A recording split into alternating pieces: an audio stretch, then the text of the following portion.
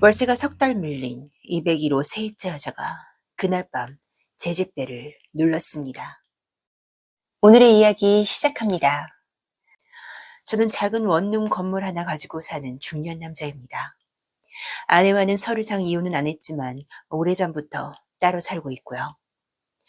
회사에서 권고사직으로 나오면서 퇴직금이랑 이것저것 모아서 이 동네에 원룸 하나를 샀습니다. 여기가 회사들이 몰려있는 동네라 원룸촌이 꽤 많은 곳이에요. 우리 건물은 4층짜리고 맨 위층이 제가 사는 집이고 아래층은 전부 세입자들입니다. 원룸 시작한 지는 이제 2년 정도 됐는데 깔세 손님도 있고 외국인 노동자들도 있고 세입자들이 자주 바뀌는 편입니다. 그래도 빈 방은 잘 안 나와서 그럭저럭 먹고는 살고 있습니다.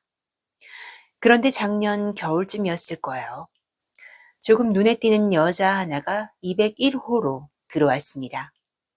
혼자 사는 여자였고 나이는 대충 30대 중반 정도로 보였어요. 조용한 편이었는데 저를 보면 인사는 또 잘하는 사람이었습니다. 그런데 이 여자가 입고 다니는 차림이 좀 그랬습니다. 헐렁한 티셔츠 한 장에 긴 생머리, 어떤 날은 짧은 반바지에 달라붙는 티셔츠. 그런데 이게 말이죠. 뭐라고 해야 하나? 보니까 그 안에 그거 안 하고 다니더라고요. 제가 아무리 그래도 남자 아닙니까? 복도에서 마주칠 때마다 저도 모르게 시선이 가는 겁니다. 도대체 뭐 하는 여자인지 궁금하기도 하고 신경도 쓰이고요. 솔직히 원룸에서 그런 차림으로 돌아다니는 사람은 저도 처음 봤습니다. 그렇다고 외모가 빠지는 것도 아니었고요. 그런데 문제는 어느 달부터 월세가 안 들어오기 시작한 겁니다. 한 달, 두 달. 처음에는 뭐 깜빡했거니 사정이 있겠거니 하고 기다렸습니다. 그런데 세 달. 이러다 보니까 보증금 다 까먹겠더라고요. 그래서 어느 날 복도에서 마주쳤을 때 제가 말을 했습니다. 월세가 벌써 세 달이나 밀렸다고 이번 달까지 해결 안 되면 방을 빼달라고요. 안 그래도 들어오겠다는 사람 많다고 했습니다. 그러자 201호 여자가 말하더군요. 어떻게든 말은 해보겠다고 정말 죄송하다고요. 회사 사정이 안 좋아서 월급이 밀렸다는 거예요. 그 말을 듣다 보니까 마음이 좀 그렇더라고요. 저도 회사에서 사실상 쫓겨나다시피 나온 사람이니까 남의 일 같지 않았습니다. 그래서 결국 조금 더 기다려보기로 했습니다. 그리고 저는 그 일로 더 이야기할 일은 없을 거라고 그렇게 생각하고 있었습니다. 그리고 며칠이 지났습니다. 그날도 집에서 습관처럼 성인 채널을 틀어놓고 외로운 마음을 달래고 있었는데요. 여자 만난 지도 오래됐고 말이죠. TV를 켜놓고 그러고 있었는데 갑자기 벨이 울리는 겁니다. 늦은 시간이었어요. 이 시간에 누가 올 사람도 없는데 말입니다. 문을 열어보니 201호 그 여자였습니다. 저는 순간 놀라서 뒤에 켜져 있던 TV부터 급히 껐어요. 그런데 그 여자 차림이 또 그랬습니다. 헐렁한 티셔츠 한 장에 긴 머리를 그냥 풀어놓고 집에서 막 나온 사람처럼 서 있는데 가까이서 보니까 안에 입은 게 없는지 티셔츠 사이로 다 비치더라고요. 저는 순간 시선을 어디 둬야 할지 모르겠더군요. 그 여자가 먼저 말했습니다. 사장님, 저기 안에서 조용히 이야기 좀 할 수 있을까요? 저는 문을 열어주며 말했습니다.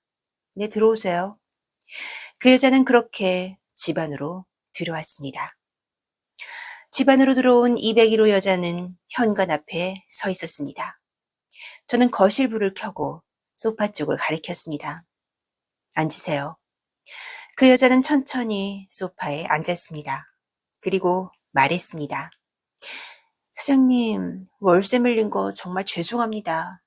고개를 숙이더군요. 회사 사정이 안 좋아서 월급이 계속 밀리고 있어서요. 그 말은 이미 들은 이야기였습니다.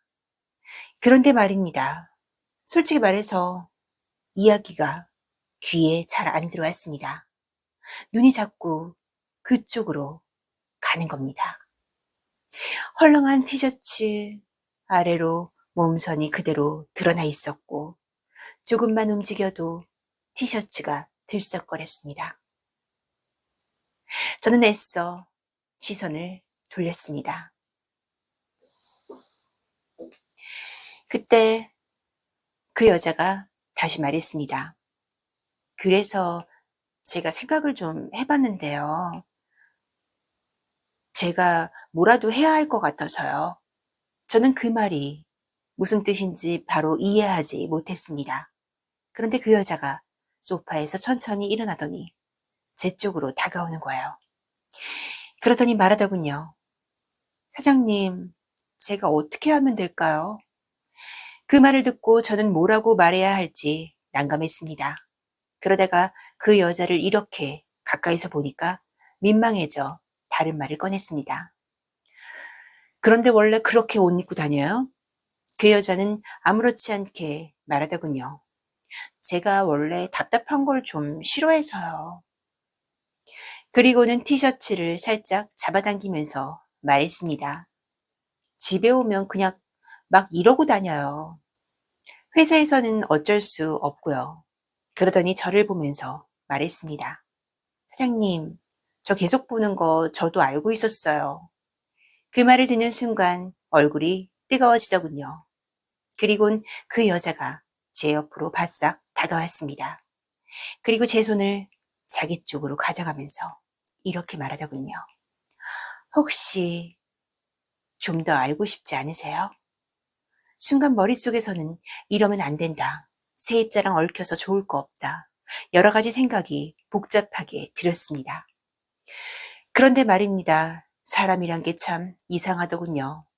머리는 안 된다고 하는데 몸은 말을 안 듣는 거예요. 그리고 저는 아무 말도 못한 채 그대로 굳어 있었습니다. 201호 여자가 제게 말했습니다. 사장님, 저 씻고 왔어요. 그 말에 저는 결국 무너지고 말았습니다. 그 뒤로는 이성보다는 눈에 보이는 것과 그 순간의 분위기에 더 끌리게 되더군요. 모든 일이 끝난 뒤 그 여자가 저를 보면서 웃었습니다. 사장님, 보기보다 대단하신데요. 그러더니 몸을 살짝 기대면서 말했습니다. 저 매달 이렇게 올라와도 될까요? 형편되는 대로 제가 드릴게요. 그 여자는 티셔츠를 다시 걸치더니 이제 가보겠다고 하더군요.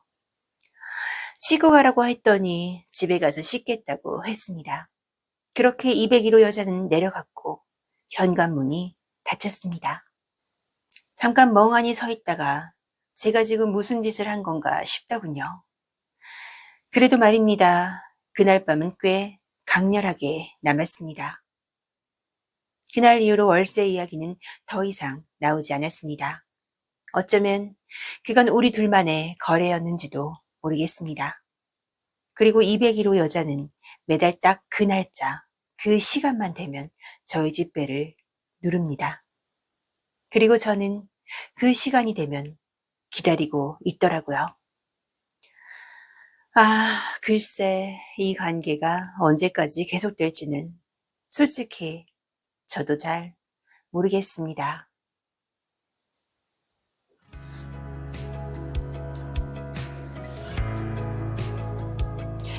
오빠들, 오늘의 이야기는 어떠셨나요? 오늘도 끝까지 함께 해주신 우리 오빠들 정말 감사드려요. 구독과 좋아요도 잊지 마세요.